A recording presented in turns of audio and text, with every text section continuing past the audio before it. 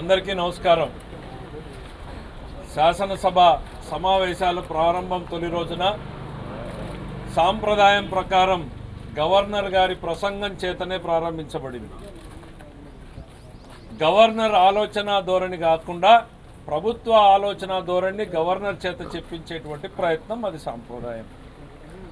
Governor చేత అనేక అసత్యాలను, అవాస్తవాలను, సత్యదూరమైనటువంటి విషయాలని ప్రస్తావించేటువంటి ప్రయత్నం ఈ గవర్నర్ ప్రసంగ ప్రతిలో ఈ ప్రభుత్వం చేసింది.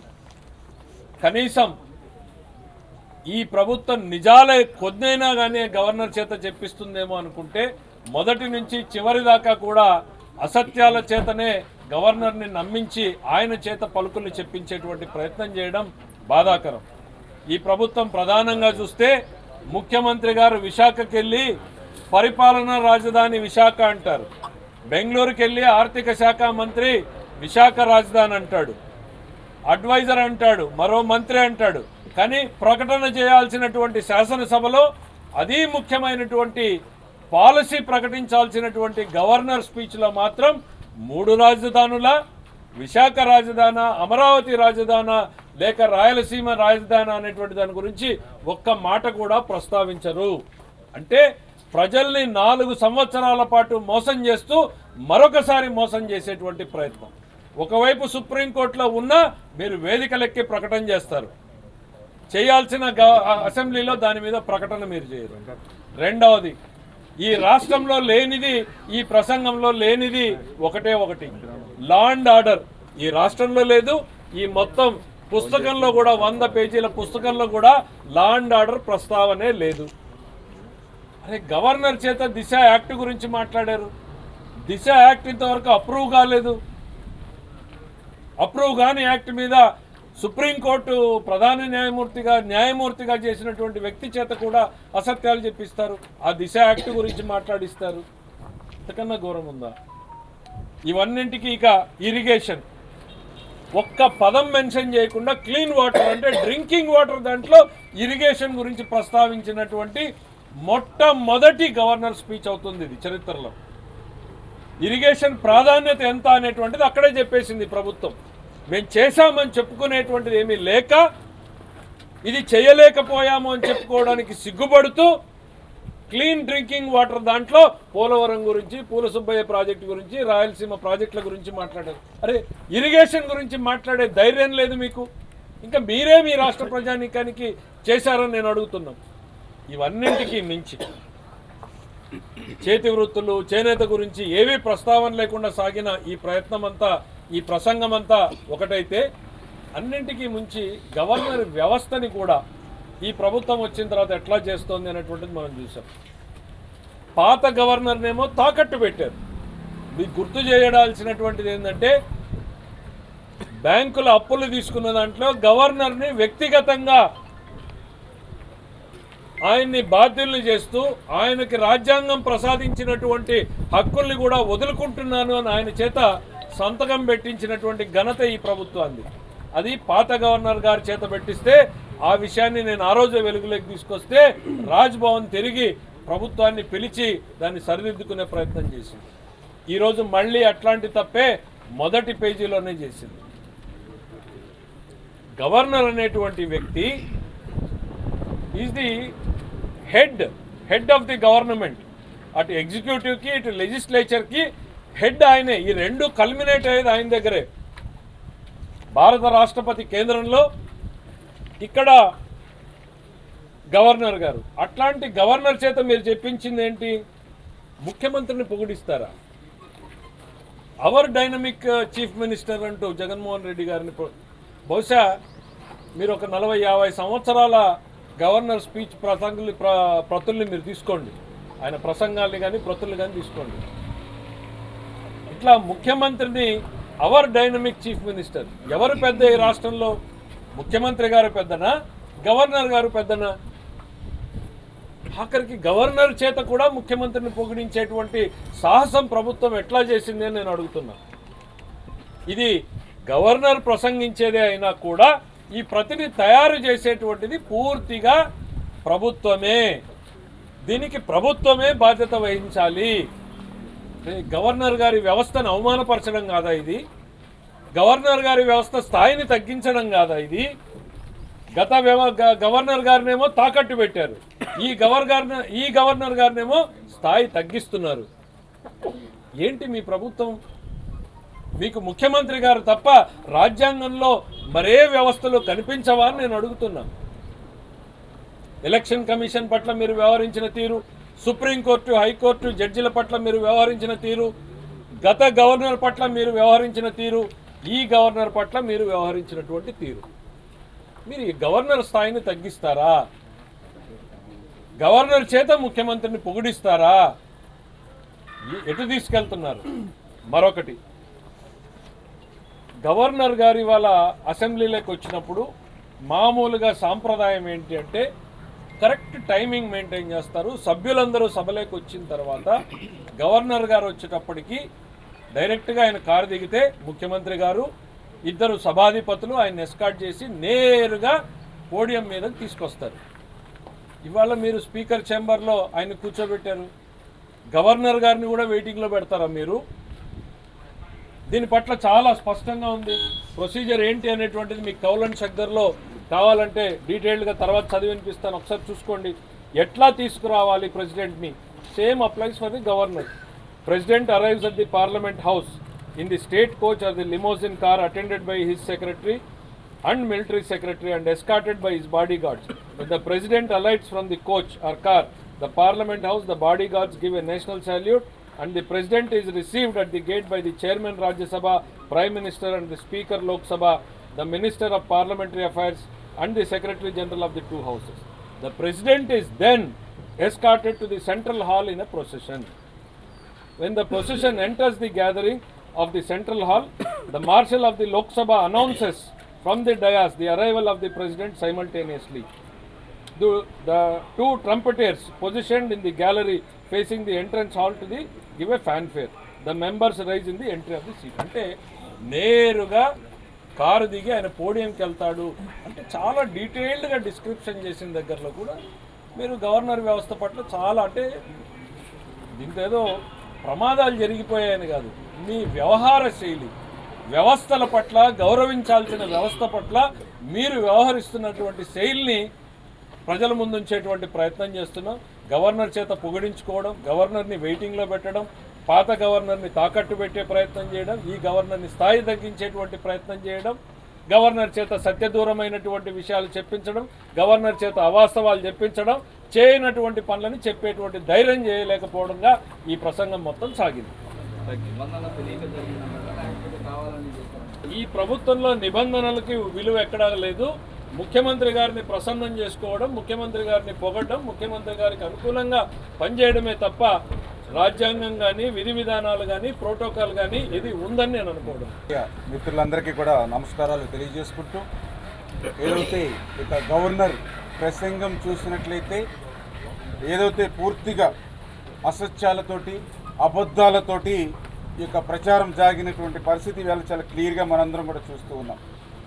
ఏదైతే ఈ యొక్క 4 సంవత్సరాల జగన్మోహన్ రెడ్డి విధ్వంసకరమైనటువంటి పాలన ఏదైతే ఉందో దాన్ని మెరుగ్గా గవర్నర్ గారితో చూపించేటువంటి ప్రయత్నం ఈరోజు ఆయన ప్రసంగంలో మనం చూసినటువంటి పరిస్థితి.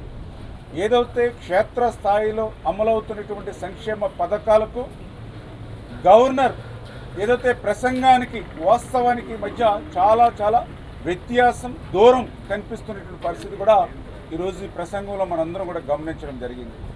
అందులో పర్టికులర్గా ఏదైతే నాడు నేడు పేరు చెప్పి రంగులేసి పై పేరు మెరుగులు దిద్ది వీళ్ళ 3, 4, 5 తరగతుల్ని రద్దు చేసి స్కూళ్లను మూసేసినటువంటి ప్రభుత్వం ఇవాళ నాడు నేడు మీద విద్య గురించి మాట్లాడేటువంటి అర్హత ఈ ప్రభుత్వానికి లేదు.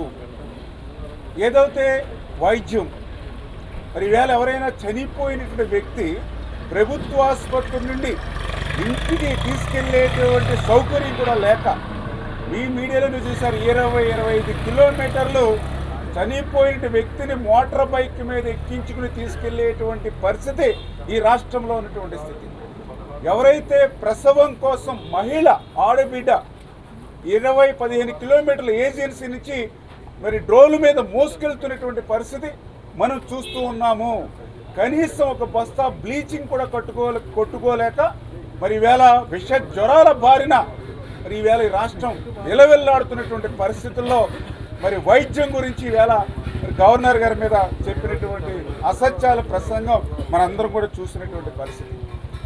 ఏదైతే ఇళ్ళు ఆ రోజు 5 సంవత్సరాల్లో 25 లక్షల ఇళ్ళు కట్టిస్తామని చెప్పినటువంటి వాళ్ళు పార్లమెంటులో ఇచ్చినటువంటి సమాధానం ఆంధ్రప్రదేశ్ రాష్ట్రంలో 5 ఇళ్ళు కట్టారని ఐఏఓలో.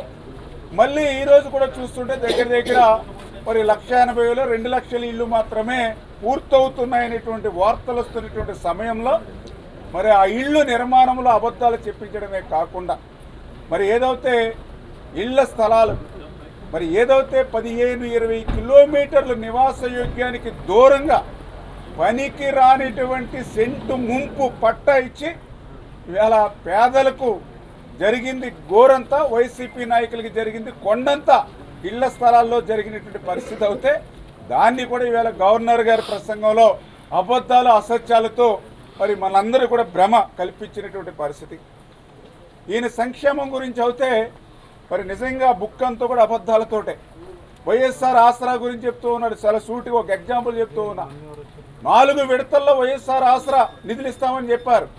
2020లో మొదటి విడత ఇచ్చారు, మరి 2021 రెండో విడత ఇచ్చారు, మళ్ళీ 2022 మూడో విడత ఎగ్గొట్టినటువంటి ఈ ప్రభుత్వం గురించి కూడా మరి వైఎస్ఆర్ ఆసరా గురించి గవర్నర్ గారు ఎట్లా ఈ ప్రసంగంలో పొందుపరుస్తారు?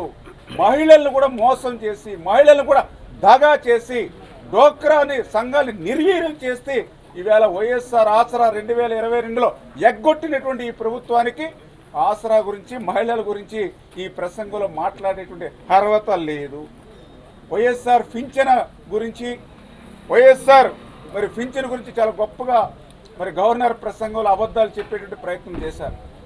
ఈవేళ పింఛన్ కోతలు రద్దులతోటి 300 యూనిట్ల కరెంట్ ఉందని, 300 అడుగుల ఇల్లు ఉందని చెప్పి, ఇన్కమ్ ట్యాక్స్ రిటర్న్స్ పిల్లలు వేశారని చెప్పి, బాడుగ కారు ఉందని చెప్పి, ఇట్లా అర్థం లేనిటువంటి నిబంధనలు పెట్టి ఈవేళ 5 లక్షల పింఛన్లు, ఎప్పుడో 200 రూపాయల నుంచి వచ్చేటువంటి పింఛన్లు కూడా ఈవేళ రద్దు చేసి కోతలు వేసినటువంటి ఈ ప్రభుత్వానికి మరి ఈవేళ వైఎస్ఆర్ పింఛన్ గురించి ఇట్లా అబద్ధాలు అసత్యాలు ఈవేళ గవర్నర్ ప్రసంగంలో మాట్లాడినటువంటి పరిస్థితి కానీ, మరి అన్నిటికీ మించి విభజన చట్టం మరి పూర్తవుతుంది. ఎందుకంటే 10 సంవత్సరాల కాల పరిమితి ఏదైతే విభజన చట్టం ఉందో మరి ఇంకొక 10 నెలల విభజన చట్టం కాల పరిమితి ముగుస్తున్నటువంటి దశలో కూడా మరి ఎక్కడ కూడా ప్రత్యేక హోదా గురించి కానీ మరి ఏదైతే విభజన చట్టం అంశాల గురించి కానీ ఒక్క మాట కూడా ఈవేళ గవర్నర్ ప్రసంగంలో పొందుపరచలేనటువంటి విషయం ఈవేళ చాలా క్లియర్గా. ఎంత అసత్యాల అబద్ధాలు చెప్పడానికి ప్రయత్నం చేశారు గవర్నర్ ప్రసంగంలో అంటే, వైఎస్ఆర్ కళ్యాణమస్తు బ్రహ్మాండంగా అమలు చేస్తున్నామని గవర్నర్ గారి నోటంట అబద్ధాలు చెప్పారు. 4 సంవత్సరాల జగన్మోహన్ రెడ్డి పాలనలో ₹1 కూడా వైఎస్ఆర్ కళ్యాణమస్తు పేరు చెప్పి ₹1 కూడా రాలా. అంటే నేను అడుగుతూ ఉన్నా, 4 సంవత్సరాల్లో ఏ ఎస్సీ ఎస్టీ బీసీ మైనారిటీ ఆడబిడ్డ ఈ ఆంధ్రప్రదేశ్ రాష్ట్రంలో పెళ్ళే చేసుకోలేదా? లేకపోతే మీరు కళ్యాణమస్తు ఇవ్వలేకపోయారా? ఈవేళ మరి గవర్నర్ గారు లాంటి వ్యక్తి చేత కూడా ఇటువంటి అబద్ధాలు. సామాజిక న్యాయం గురించి మరి పేజీలు రాశారు గవర్నర్ ప్రసంగంలో. ఈవేళ చాలా సూటిగా ప్రజలందరూ కూడా అడుగుతూ ఉన్నారు. ఏదైతే లక్షల రూపాయల జీతాలు వచ్చేటువంటి క్యాబినెట్ హోదా కలిగినటువంటి వందలాది మంది సలహాదారులేమో ముఖ్యమంత్రి గారి సామాజిక వర్గానికి గురై ఉంటారు. ఏదైతే ఆంధ్రప్రదేశ్ రాష్ట్రాన్ని మొత్తం మరి ఎవరైతే విజయసాయిరెడ్డి, సుబ్బారెడ్డి, సజ్జల రామకృష్ణారెడ్డి, పెద్దిరెడ్డి రామచంద్రారెడ్డి, మరి మిథున్ రెడ్డి వీళ్ళు గుప్పిట్లో పెడతాడు. విధులు లేనిటువంటి చిన్న మరి కుర్చీలు లేనిటువంటి పదవులేమో బీసీలకు ఇచ్చి ఇది సామాజిక న్యాయం అని మరి గవర్నర్ గారితో ఎట్లా ఈ ప్రజల్ని మభ్యపెట్టేటువంటి ప్రసంగం ఉంటుందని చెప్పి ఈరోజు మేము ప్రశ్నిస్తూ ఉన్నాం. ఇంతకంటే అన్యాయం ఏంటంటే వ్యవసాయం గురించి, ఆర్బీకేల గురించి ఈవేళ గవర్నర్ గారి చేత తప్పులు మాట్లాడిస్తూ ఉంటే మాకు చాలా రైతు బిడ్డగా మాకు కూడా ఆవేదన కలిగింది ఈవేళ అసెంబ్లీలో. ఎందుకంటే ఈవేళ మేము కష్టపడి పండించినటువంటి మా ధాన్యం అమ్ముకోలేనిటువంటి స్థితిలో మీ మీడియా కూడా చూశారు, రోడ్ల మీద రోజుల తరబడి ధాన్యాన్ని ఎండబెట్టలేక రైతులు ఎన్ని కష్టాలు, ఎన్ని ఆవేదన, కన్నీళ్ళు మీరు అందరూ కూడా చూశారు.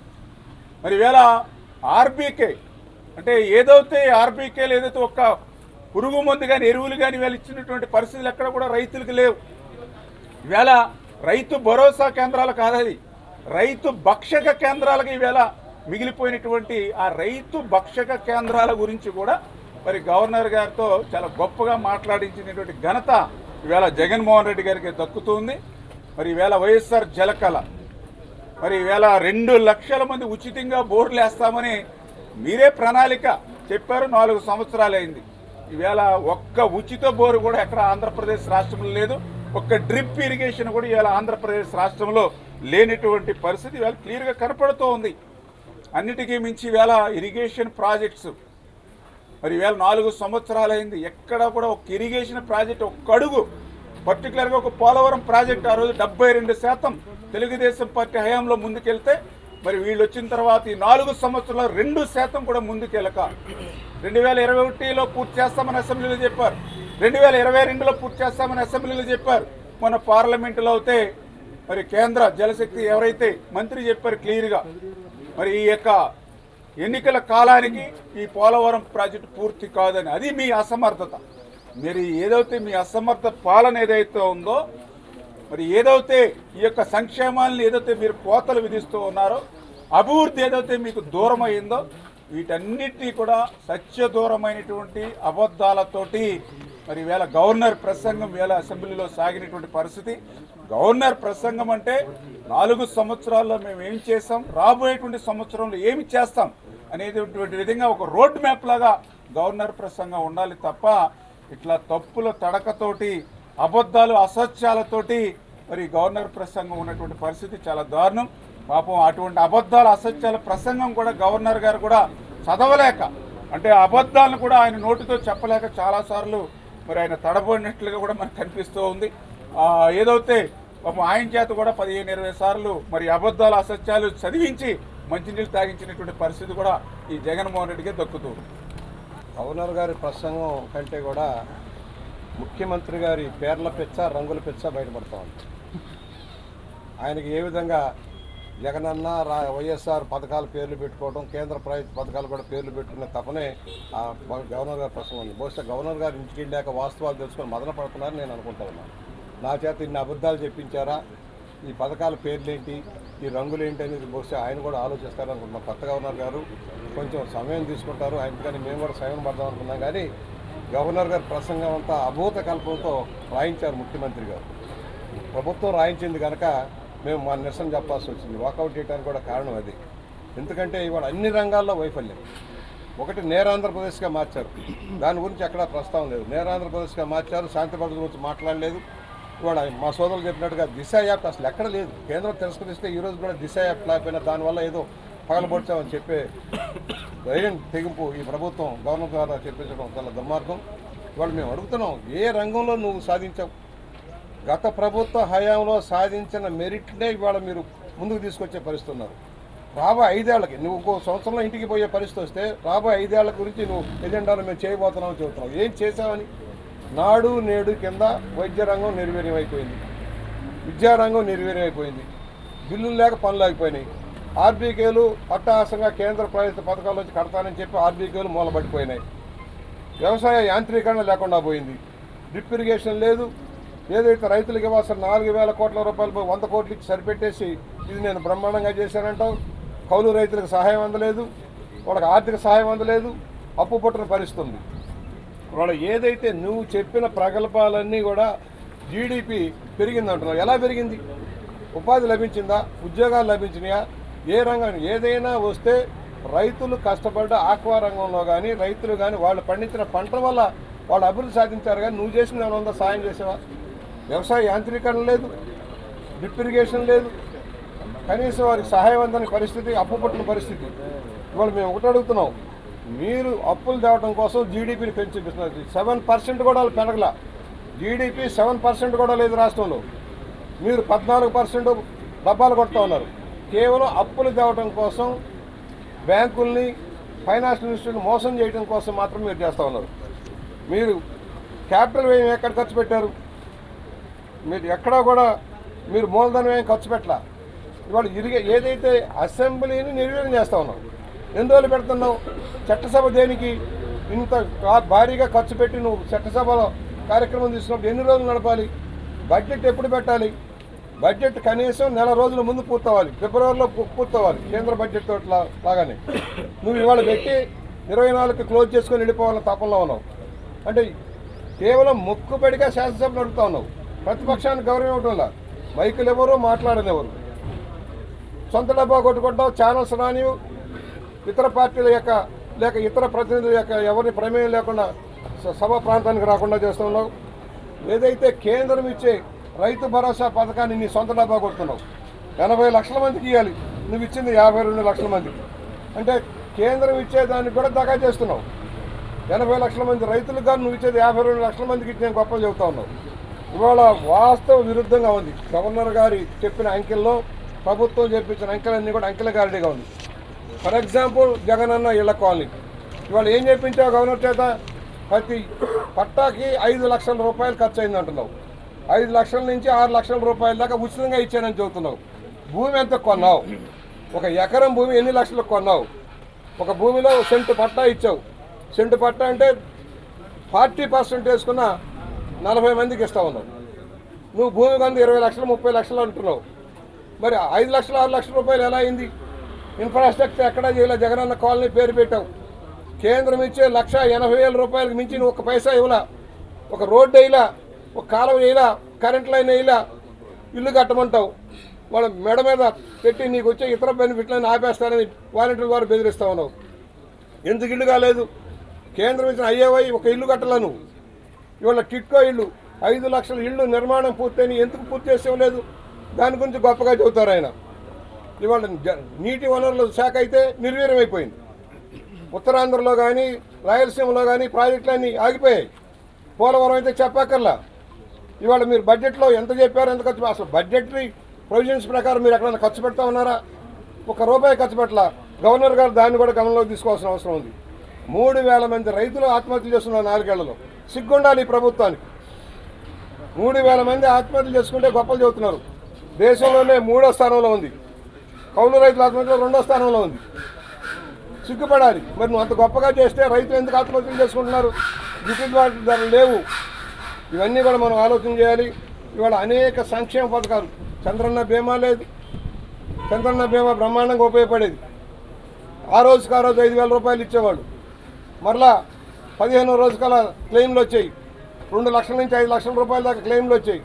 ఇవాళ చంద్రన్న బీమా లేదు. పేర్లు మాత్రం మార్చారు, జగనన్న జగనన్న జగనన్న. దగాకోరు ప్రభుత్వ విధానం. అలాగా అన్ని పథకాలు కూడా రాయలసీమలో పథకాలన్నీ ఆగిపోయాయి. ఇవాళ ఒక పక్క పొరుగు రాష్ట్రాలు తుంగభద్ర హై లెవెల్లో ప్రాజెక్టులు చేస్తామంటే దాన్ని ఆపలేని దౌర్భాగ్యస్థితి ప్రభుత్వం ఉంది. రాష్ట్రానికి నష్టం జరుగుతున్నారు. తెలంగాణతో సైడ్ మొదలుపెట్టేసి మన ఆంధ్ర హక్కులను హరించేలాగా చేశారో ఏమి ఇక్కడ కనపట్ల. అసలు రోడ్ల గురించి ఎంత భయంకరం ఉంది. బహుశా గవర్నర్ గారు త్వరలో రాష్ట్ర పర్యటన చేస్తే బాగుంటుందని మేము కోరుకుంటా ఉన్నాం. వాస్తవాలు తెలియాలంటే విస్తృతంగా గవర్నర్ గారు పర్యటన చేస్తే బాగుంటుంది. ఆయనకు రోడ్ల పరిస్థితి తెలిసి వస్తుంది. ఇవాళ ఏమీ రూపాయి ఖర్చు పెట్టకుండా, కాంట్రాక్టులకు బిల్లులు ఇవ్వకుండా మేమేదో చేసాము రోడ్ల కోసం అని చెప్తే ఏ విధంగా ఉందో ఒకసారి ఆలోచన చేయాలి. ఇక పరిశ్రమ గురించి చెప్పక్కర్లా. మొన్న ఒక షో చేశారు, విశాఖపట్నంలో షో చేశారు. 13 లక్షల కోట్లు ఎంఓఏలు అన్నారు. ఏంటండి అసలు? మనకి విద్యుత్ ఉత్పాదన ఎంత కావాలి, మనకున్న డిమాండ్ ఎంత, సప్లై ఎంత? ఆయన మొత్తం 80% ఎంఓఈలు సాంప్రదాయేతర ఇంధన వనరుల నుంచి వస్తాయని చెబుతా ఉన్నారు. అసలు నీ ఉత్పత్తి ఏం చేస్తావు? ఆ ప్రొడక్షన్ ఏం చేస్తావు? ఎక్కడో రాజస్థాన్లో నువ్వు సపోర్ట్ చేస్తానంటావు ప్రాజెక్టులు. ఈ పవర్ ప్రాజెక్టులు ఎంఓఏలు అని చెప్పి ఎవరెవరు దారిన పోయే దానయ్య చేత అంతా కూడా కోర్టులో వేయించి ఎంఓఏలు చేశానని చెబుతున్నావు. అసలు వచ్చిన పరిశ్రమలన్నీ 4 సంవత్సరాల్లో ఉన్న పరిశ్రమలన్నీ తరలిపోయాయి, పెట్టుబడులన్నీ తరలిపోయినాయి. దాని గురించి మాట్లాడటంలే. ఇవాళ కేవలం అభూత కల్పనతో గవర్నర్ గారి చేత అబద్ధాలు అర్ధ సత్యాలు చెప్పించింది ఈ ప్రభుత్వం. గవర్నర్ గారు కూడా వాస్తవాలు తెలుసుకుంటారని భావిస్తూ ఉన్నాం. ఇది టోటల్ ఫెయిల్యూర్. ఆర్థికంగా దివాళా తీయించింది. మనందరిని ఎత్తున అప్పుల భారం వేస్తూ ఉంది. అసలు వడ్డీలు కట్టడానికి ఆదాయం సరిపోని పరిస్థితికి వస్తూ ఉన్నాం. మళ్ళీ అప్పులు తెస్తే కానీ వడ్డీలు అప్పులు అసలు తెచ్చలేని దౌర్భాగ్య స్థితిలో ఉన్నాం. రాష్ట్రాన్ని అప్పుల కుప్పలో మార్చి నేరాంధ్రప్రదేశ్గా మార్చి శాంతి భద్రత లేకుండా చేసిన ఈ ప్రభుత్వం ఒక్కరోజు కూడా పరిపాలించే అర్హత లేదు. గవర్నర్ గారు దయచేసి ఒకసారి పునరాలోచన చేసి రాష్ట్రంలో జరుగుతున్న పరిణామాలను ఆకలింపు చేసుకొని సరైన చర్యలు చేపట్టాలని మేము డిమాండ్ చేస్తా ఉన్నాం. అందరికీ నమస్కారం. ఈరోజు మరి చివరి బడ్జెట్ సెషన్గా మనం భావించాల్సినటువంటి ఈ బడ్జెట్లో కొత్తగా మన రాష్ట్రానికి వచ్చినటువంటి గవర్నర్ గారి ప్రసంగంతో మొదలైంది. మరి ఈరోజు గవర్నర్ గారి ప్రసంగం ఆద్యంతం కూడా సత్యదూరమైనటువంటి అంశాలతో కూడుకున్నటువంటి ఒక ప్రసంగంగా మిగిలిపోయింది. చరిత్రలో చూస్తే ఎప్పుడు కూడా గవర్నర్ గారు ఒక రాష్ట్ర ముఖ్యమంత్రిని డైనమిక్ ముఖ్యమంత్రిగా అభివర్ణిస్తూ తన ప్రసంగం మొదలుపెట్టినటువంటి సందర్భం లేదు. కానీ మొట్టమొదటిసారి మన ఏపీ అసెంబ్లీలో జగన్మోహన్ రెడ్డి గారి అహంకారాన్ని మరొకసారి తెలియపరుస్తూ ఆయన ప్రసంగం ముందుకు సాగడం చాలా బాధాకరం. అలాగే ఈరోజు రాష్ట్ర ప్రభుత్వం మరి నా ముందు మాట్లాడినటువంటి పెద్దలందరూ మాట్లాడారు. అనేక అంశాలు అభివృద్ధి గురించి ఎక్కడ కూడా ప్రస్తావన లేకుండా కేవలం సంక్షేమాన్నే పెద్ద ఎత్తున చేస్తున్నామని ప్రజల్ని మభ్యపెట్టే ఒక ప్రయత్నం జరిగింది. మరి ఆ సంక్షేమం నిజంగా గ్రామ స్థాయిలో ప్రతి ఒక్కరికి అందుతుందా లేదా ఎక్కడ కూడా సమీక్షించుకునే పరిస్థితి మన రాష్ట్రంలో లేదు. అభివృద్ధి గురించి ఎక్కడా ప్రస్తావన లేదు. అమరావతి గురించి ప్రస్తావన లేదు. పోలవరం గురించి ప్రస్తావన లేదు. మరి మంచినీటి ప్రాజెక్టుల గురించి మాట్లాడే పరిస్థితుల్లో కూడా ఈ గవర్నమెంట్ లేదు. ఈరోజు అసెంబ్లీ కూడా బడ్జెట్ సెషన్ అంటే సాధారణంగా 40-45 రోజులు జరగాల్సినటువంటి బడ్జెట్ సెషను కేవలం 5 రోజులకి 10 రోజులకి పరిమితం చేస్తున్నటువంటి ఈ ప్రభుత్వం తీరు మారాల్సినటువంటి అవసరం ఉంది. ప్రజలు గమనిస్తున్నారన్న విషయం ఈ ప్రభుత్వం ఖచ్చితంగా తెలుసుకోవాల్సినటువంటి అవసరం కూడా ఉందని తెలియజేసుకుంటున్నాను.